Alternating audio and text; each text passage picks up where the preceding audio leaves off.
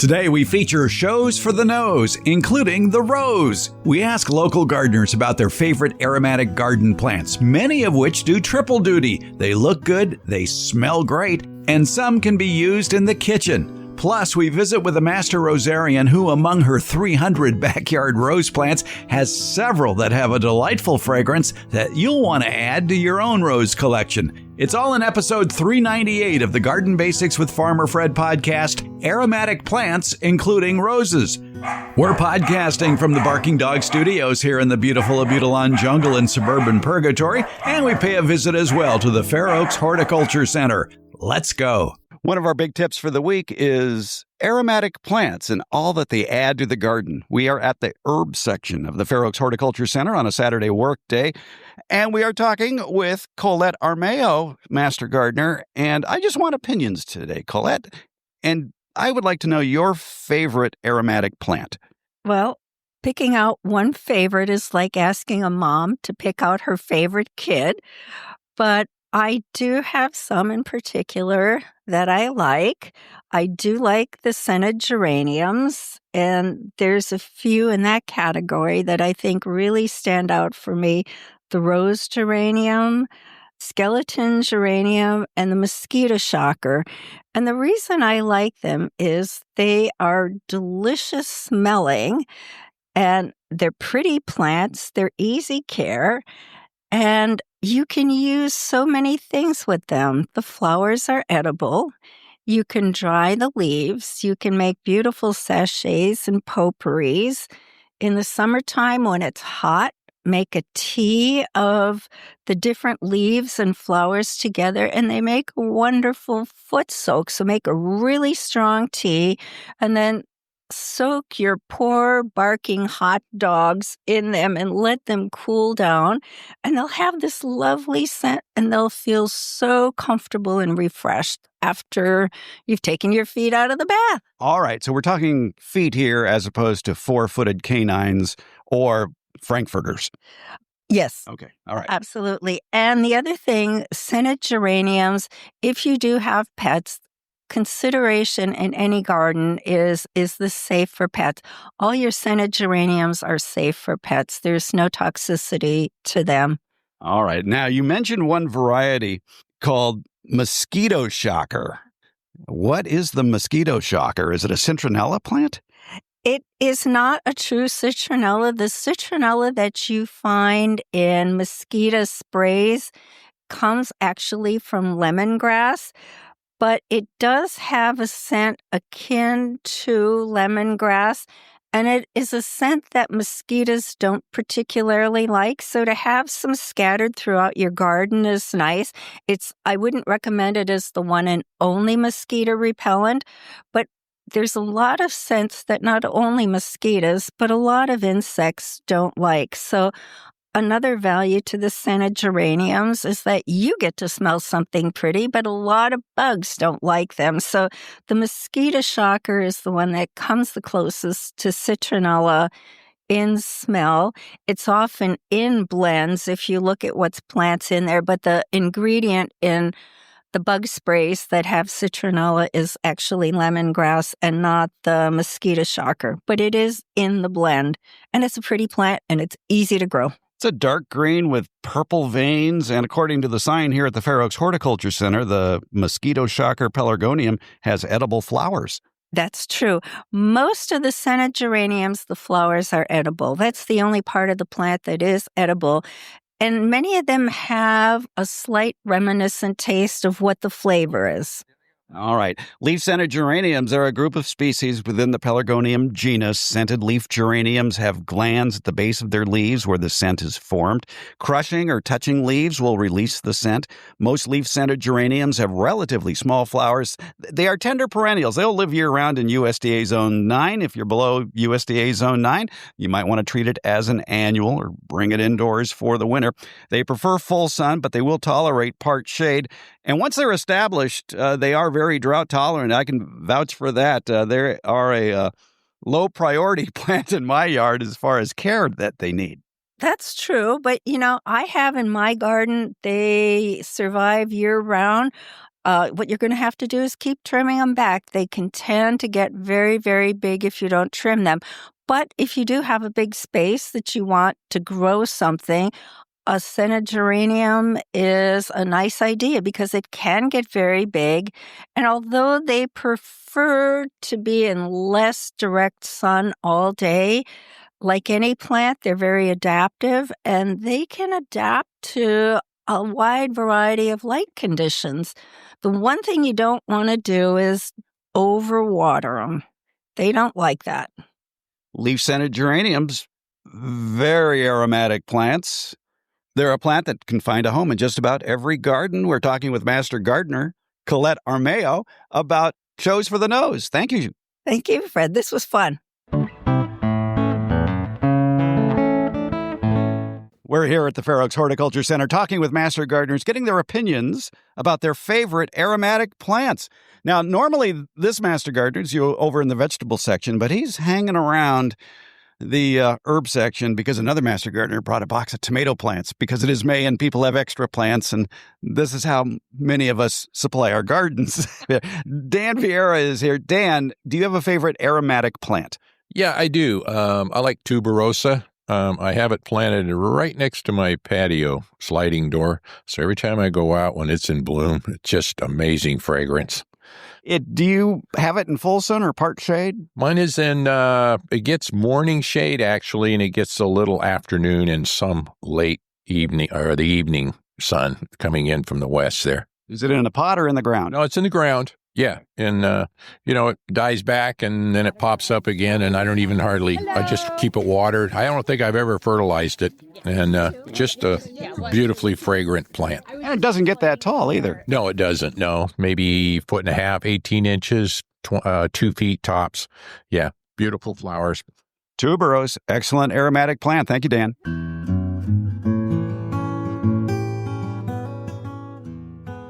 In this week's Beyond the Garden Basics newsletter, we show you what we've been talking about today in this podcast, aromatic plants and fragrant roses. This newsletter edition is available now in its entirety for both free and paid subscribers.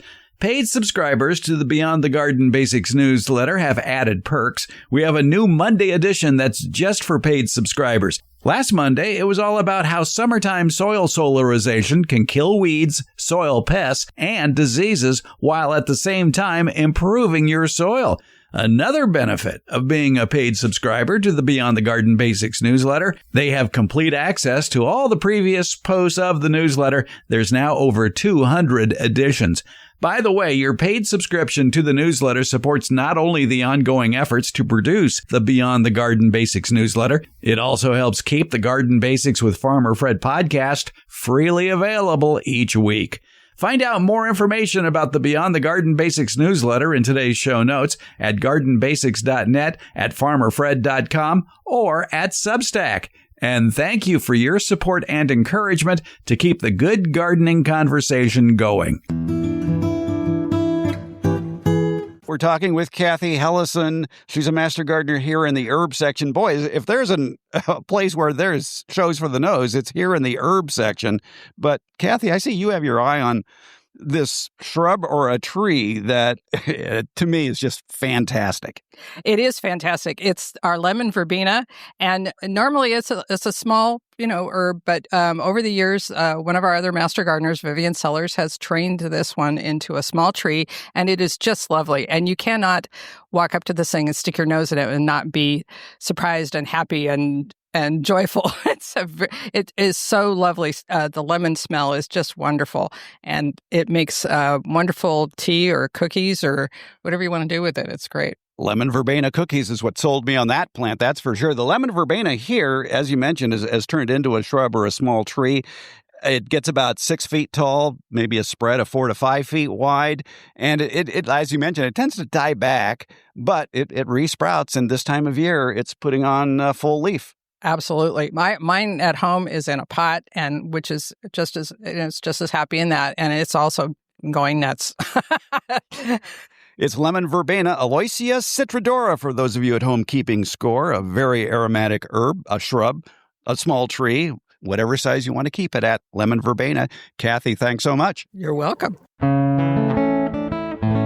We're canvassing the Master Gardeners today at the Fair Oaks Horticulture Center on a Saturday workday, finding out their favorite aromatic plants. Shows for the nose. We are talking with longtime Master Gardener Greta Lachin, and we are in the perennial and California native plant section here at the Hort Center.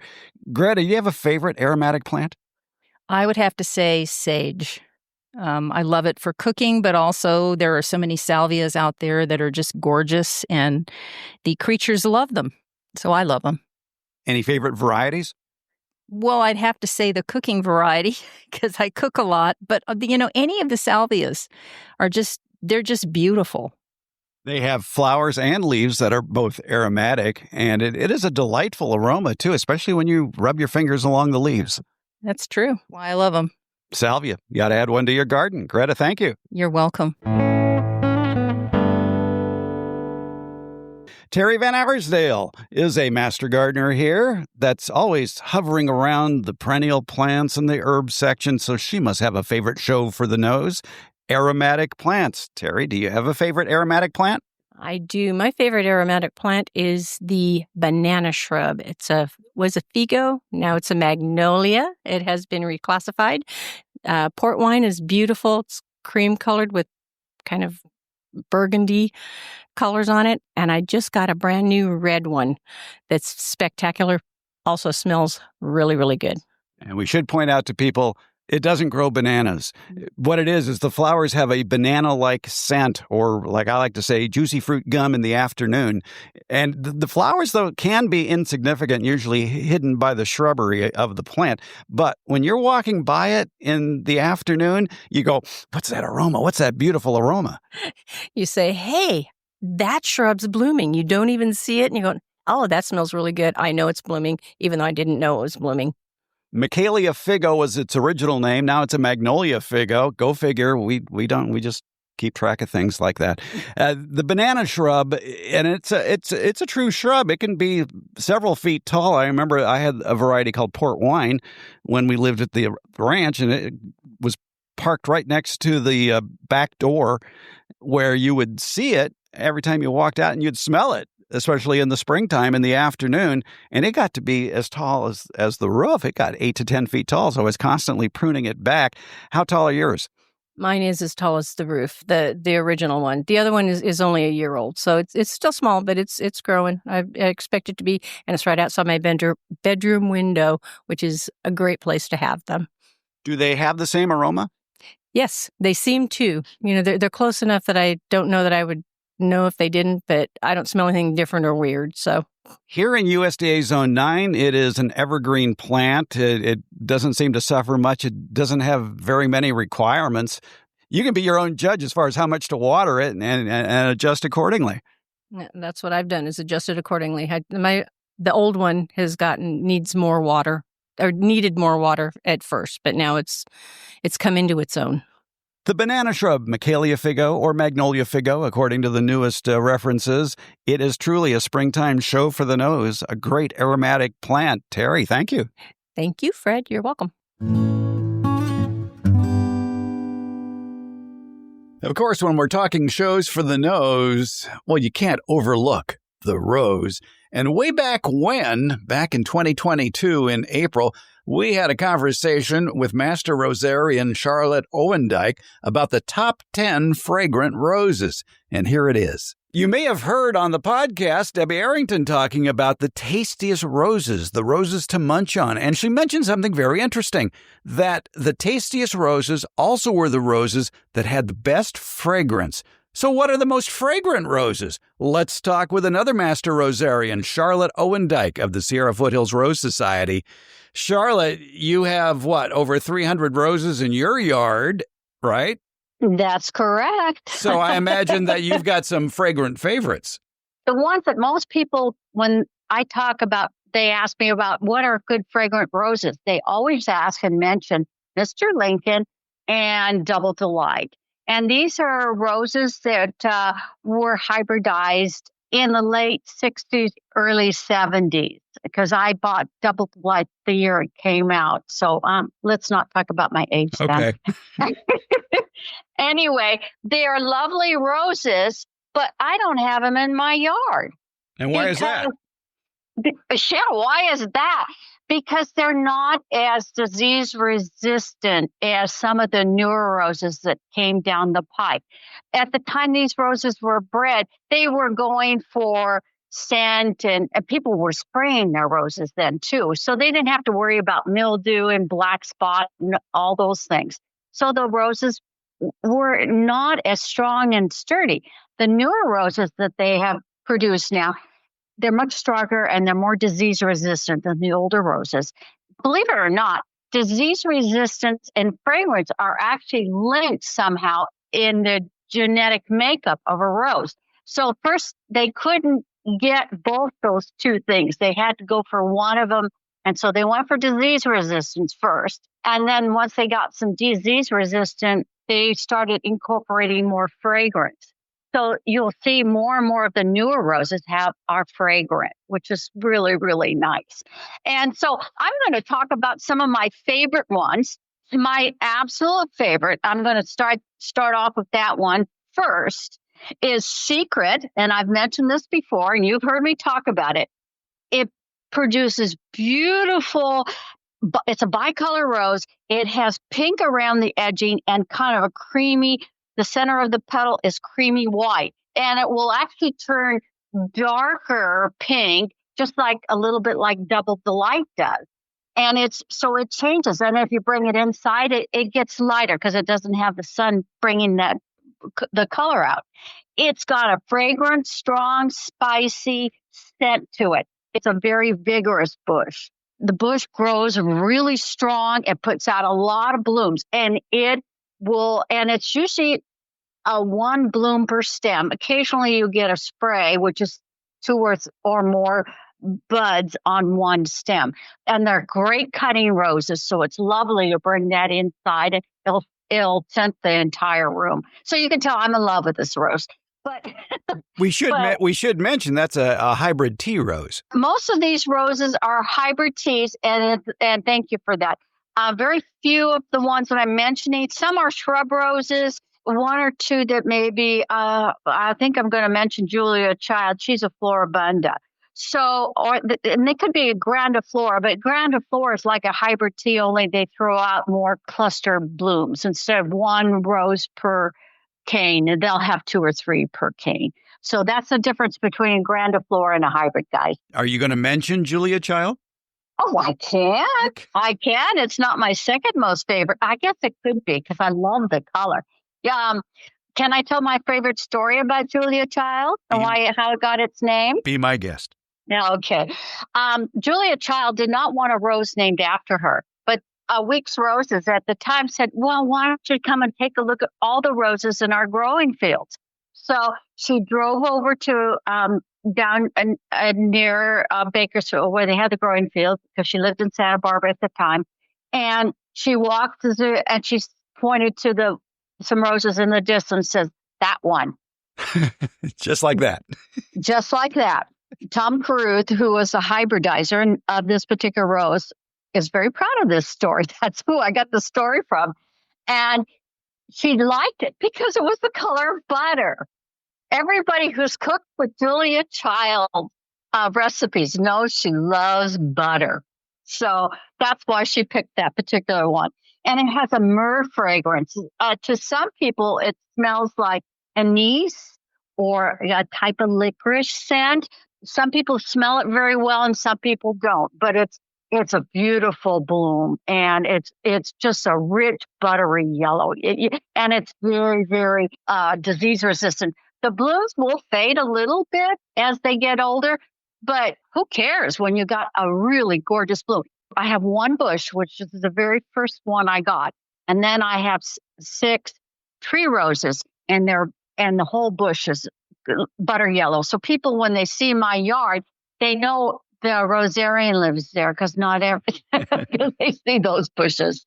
But anyway, my next favorite rose, and this one is an excellent rose called Memorial Day. It also was hybridized by Tom Caruth. He was a excellent hybridizer. These are kind of roughly orchid pink hybrid tea roses that the blooms are about 5 to 6 inches across. They're just stunning. And my bush right now, it looks like a big bouquet. I have at least 25 to 30 buds on that particular bush as we speak, because I just looked out the window. It is a super strong, classic old rose fragrance. So that a lot of people like that old rose kind of a fragrance. So it's almost nearly thornless too. So that's another reason a lot of people like this particular rose. It's a pink And rose. it's a pink rose, and sometimes it has a pinkish orchid, kind of purplish, pinkish purple, kind of lavender, pinkish lavender, I guess I would say. So it's absolutely lovely. All these three roses, all the roses I'm talking about are very, very disease resistant. None of them have had black spot or powdery mildew on them as we speak. Do the roses you mentioned have a wide planting area? Can other parts of the country, other USDA zones besides us here in USDA Zone 9, have success with these? Yes, most of them.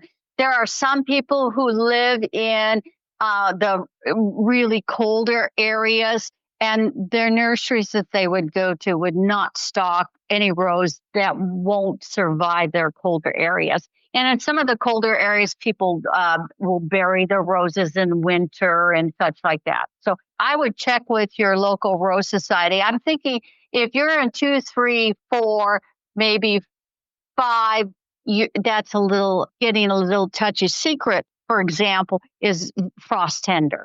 So that one is, you need to stay in a warmer area or you need to protect it as a rose. All right. So we have in your list of disease-resistant fragrant roses, we've got Secret, Julia Child, and Memorial Day. I bet there's more. Oh, I think I can add a few more. How about a red rose? How about Firefighter? That's a dusky red velvet hybrid tea, and it has an intense old rose fragrance.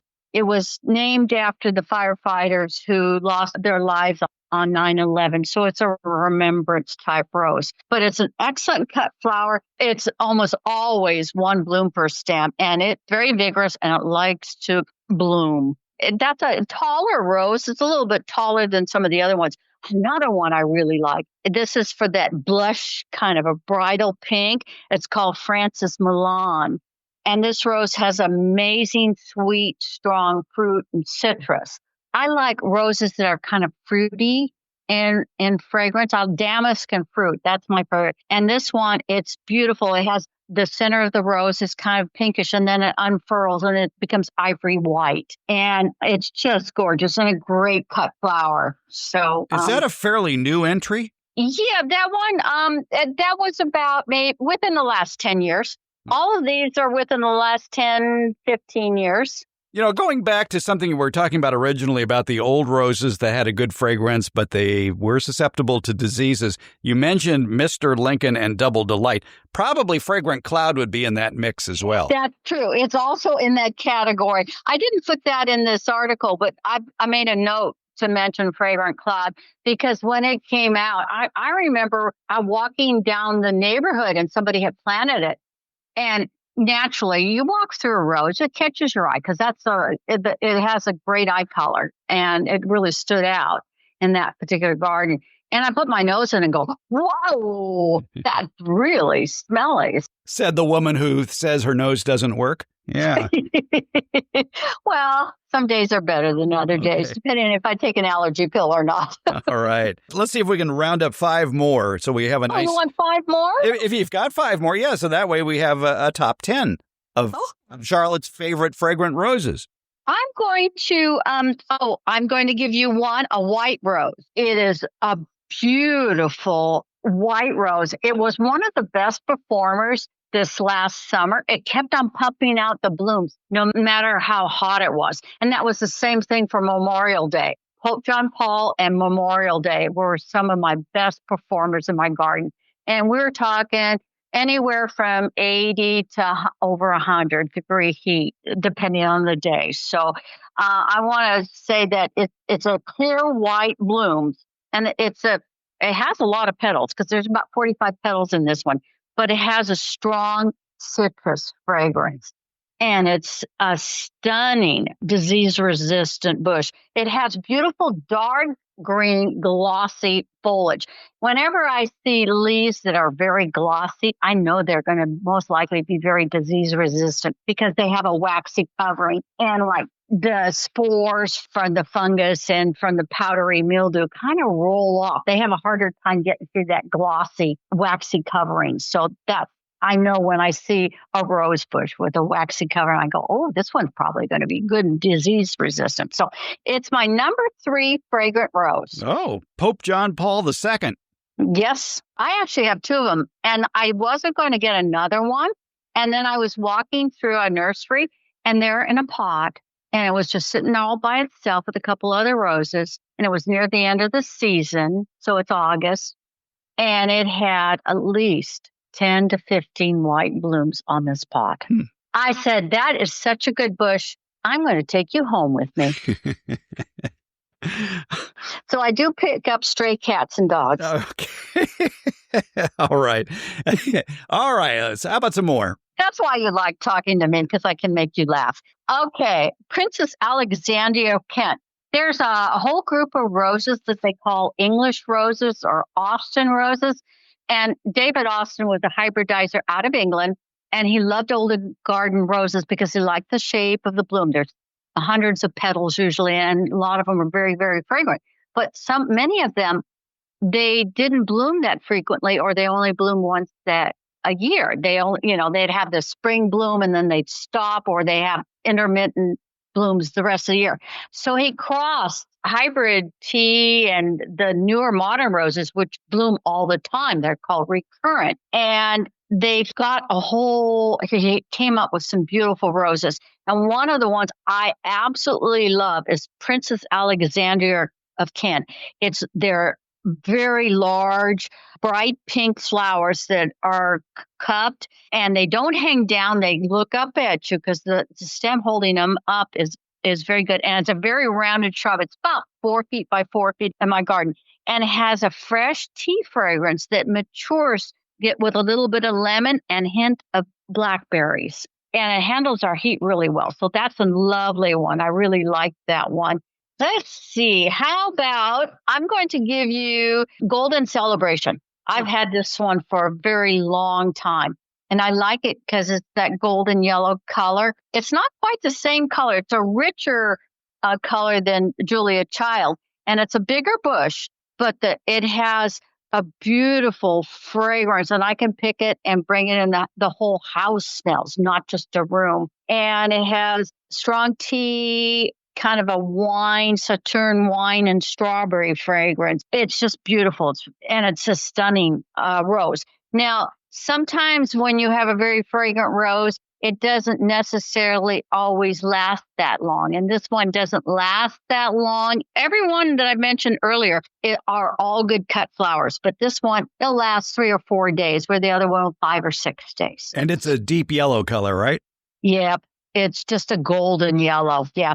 It's absolutely gorgeous. Beverly is another really nice one. It's a really bright, intense pink. It's more of a pink. It's a deep pink. And it has more of a ruffled kind of look. And the fragrance in that, it has citrus. I love it. How these peach, pear, and plum. It has, and a couple other undernotes. But you're going to have to figure that out with your own nose. And it's a beautiful rose. Instead of having a kind of a pointy tip to it, it opens up flat. So it's pretty an arrangement. And that's a lovely one. Another one, and I always love this one. This will be your last one. Are you sure you want to make this one your last one? Well, yeah. Well, I'm going to make this one. It's called Falling in Love. Okay. Because if you plant this, you're going to love all kinds of roses. No, no. The reason I don't know why the marketers came up with this one, but when we saw this rose, we just chuckled. It's a beautiful pink rose. It can last up to 7 days as a cut rose, and it has the perfect viral shape. And it's super fragrant. But when you cut it and you look at the stems, it is very thorny. Oh. My. Well, still, Be careful. It has everything. It just, except the big prickles, but they're farther apart. Master Rosarian Charlotte Owendyk's top 10 fragrant roses: Secret, Julia Child, Memorial Day, Firefighter, Francis Milan, Pope John Paul II, Princess Alexandria of Kent, Golden Celebration, Beverly, and Falling in Love. Serve them in a salad soon. At your nearest botanical restaurant. Why not? Charlotte Owendyk is with the Sierra Foothills Rose Society. Some great fragrant roses there. Thank you for your efforts in this behalf, Charlotte. It's been a pleasure, and I love talking with you, Fred. Oh, we have fun. Yes, you do. All right. Thank you, Charlotte. Bye-bye. All right.